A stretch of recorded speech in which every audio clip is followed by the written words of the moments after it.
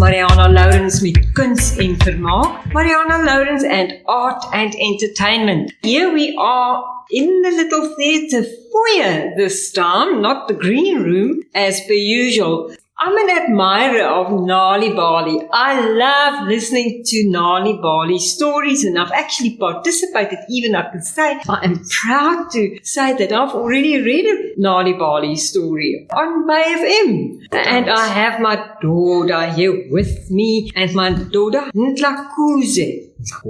Ndlakuse.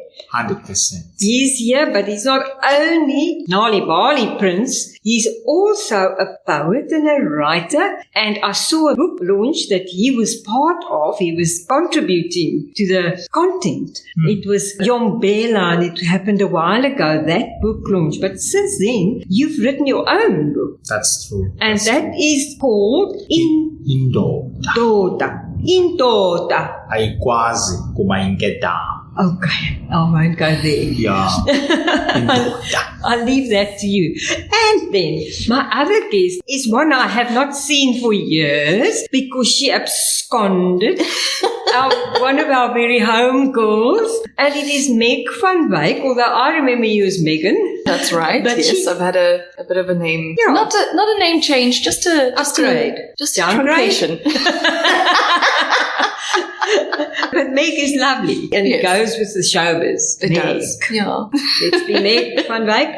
But I have sitting across me here her alter ego, or also known as Pichi Keane. When I was looking at the spelling of it, I was really thinking of SEO. So there are a couple of people around the world called Pichi Keane, and some of them do burlesque and some of them do other things, but I'm a drag artist. So I wanted to have a very specific spelling of my name. So I went with Pichikeane. Keane is spelled like, I think it's an Irish singer, and his name is just Keane. And I thought, he's got this one song that I really love. When I was looking at the spelling, I thought, that's how I want it. It's perfect. Pichi Keane. Of course, people ask me, I told them, because we all knew Meg, that I'm interviewing Meg, and that she's performed at the National Arts Festival in Makanda, so that's done and dusted as well, because I also saw before that you had a fundraising, something, a bingo. That's right, yes. We've started Drag Bingo Night in the Boerland, so in Wellington at the moment. That's where you live now. I'm living in Wellington, staying there with my partner, and their parent is there, so we're just having the best time. I'm close to my family, and I'm close to Cape Town, and it's just really, it feels... Cape Town buzzes with the art. It's fantastic. And the drag scene is incredible, and there's a beautiful burlesque community there. So it all overlaps and it works together really well. And everybody just love one another, and that's what it's all about. Yeah. That's why God made us, to love one another. Yeah. But now tell me, before I go back to my daughter, what they've asked me is, how does a woman do drag? I'm so glad you asked me that. I think one of the things that's very prevalent in, I guess, communal discussion right now is gender issues. And one of the wonderful things that happened for me while starting with drag is that I started finding more safety to explore my own gender. So while I am AFAB, which means assigned female at birth, I now identify as genderqueer. So I feel very comfortable performing in drag, and drag actually became this channel for me to really realize that, this femininity has always felt performative for me. And so now, as this hyper-femme iteration of, I suppose you could say, Pichi Keane is simply a version of Meg, right? But a very over-the-top, very extravagant. Very over-the-top, I would say. Yeah.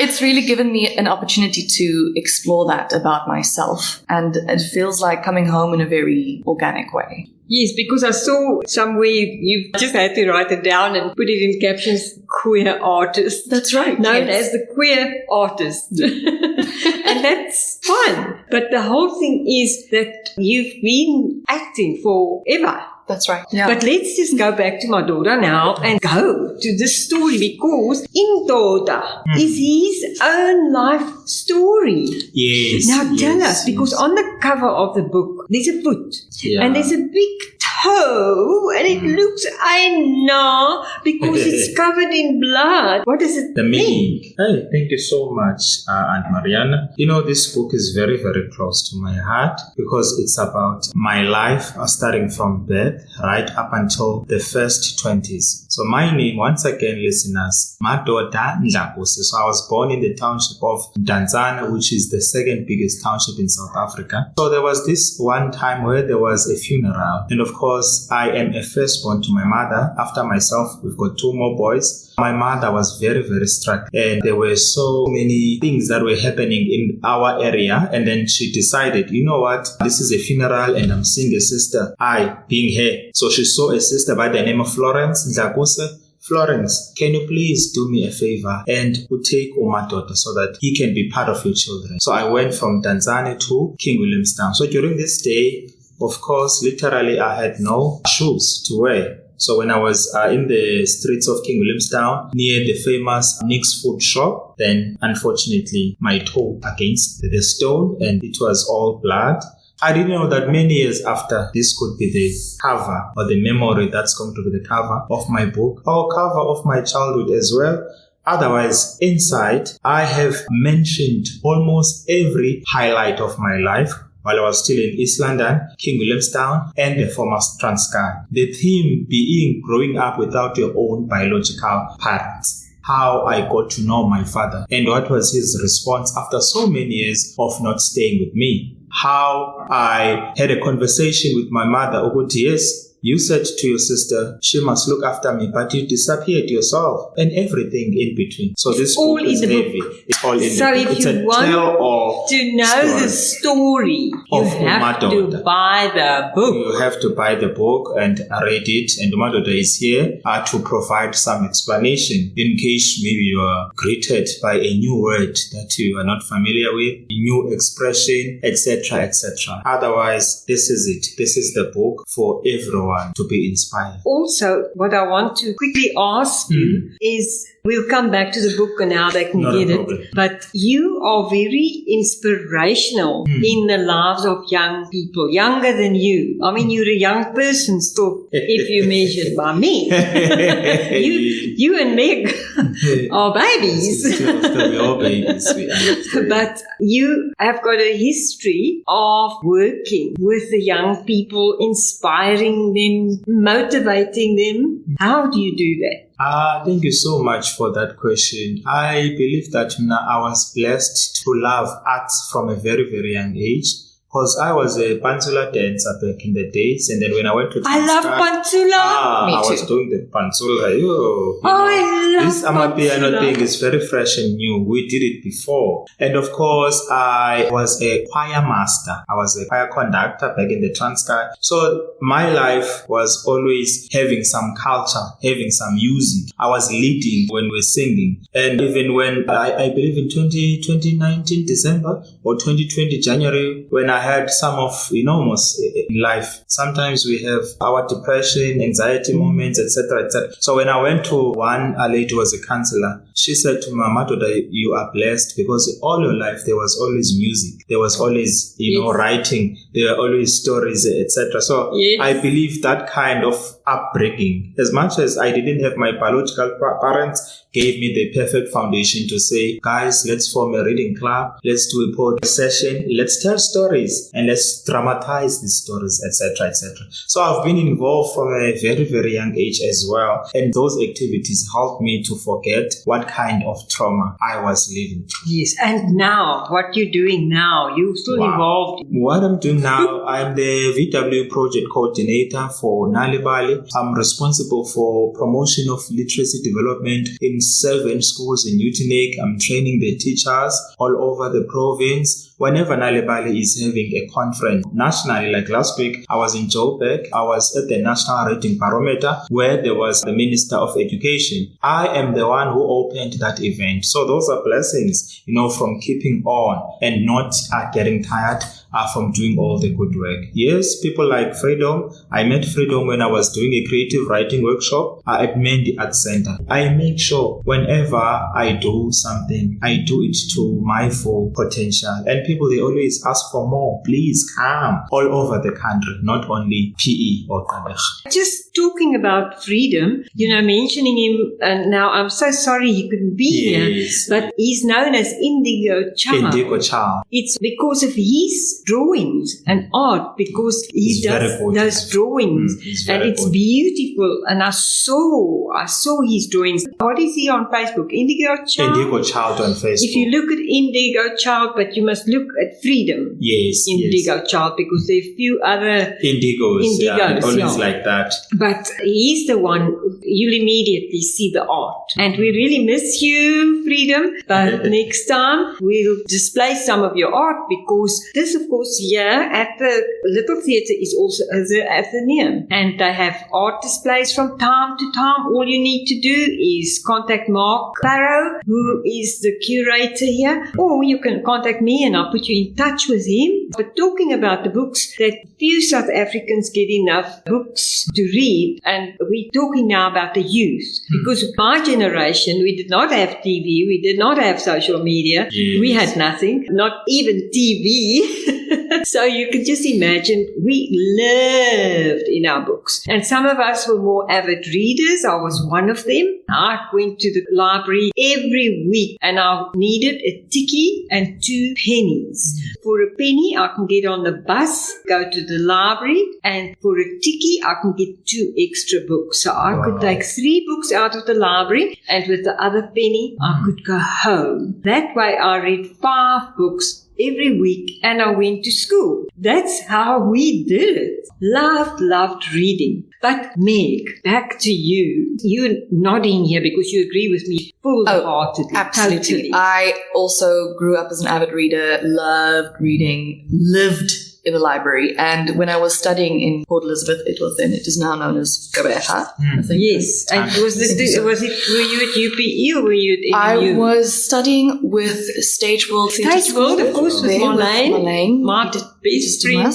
And she's still running the school, I believe. She's there, Auntie Marlene. We just drove past the old premises. It was right here on the corner of Military Road, across from the Feather Market Hall. And I thought, oh, wow, that's so crazy to come back and see all of these places and to be reminded of that. Like home. But we used to go to the library over just there by just around the corner. Queen Victoria's across statue. the road, basically. It is, I believe, still one of the most beautiful libraries I have seen. And I'm really hoping to go visit it when I come back. From when you make the other trip. Because you got a number of trips in mind. Yes. Wow. And Yes, of course, you did drive past when you were on your way to Makanda. National Arts Festival, that's right. Grahamstown, Makanda. National Arts Festival. But right. you need to come back and of course you need to come and visit your family more often. Yes, I do. It's very much on the cards. I know this time around with going to the National Arts Festival, I really tried to book a couple of shows on the way there and afterwards. So I know they all went so well. They did. The Sedgefield show sold out. So many S's there.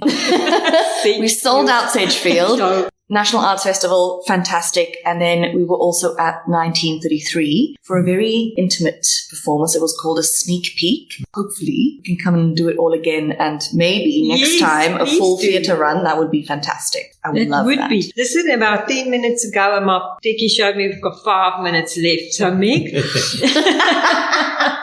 quickly, where did it begin for you, acting thing? Because that's where I met you, in acting. I studied musical theatre. Musical theatre, at Stage World Theatre School, and I got my LTCL in speech and drama and musical theatre, and I took that, and I was in Port Elizabeth at that time, really involved with the community theatre scene, and did a couple of musicals and did a couple of straight plays, I believe, as well. Lots of children's theatre, so we do have a little bit of overlap there. Love children's theatre, really believe in the power of the message. of performing and really connecting with children in that way. Me too. I think it's so fantastic. And then I was in Joburg for 6 years, and I moved to Hong Kong in 2018, it would have been. And I started doing drag there and really got involved with the cabaret scene as well. And then when COVID hit in 22, the fifth wave, everything closed down. And I said, I can't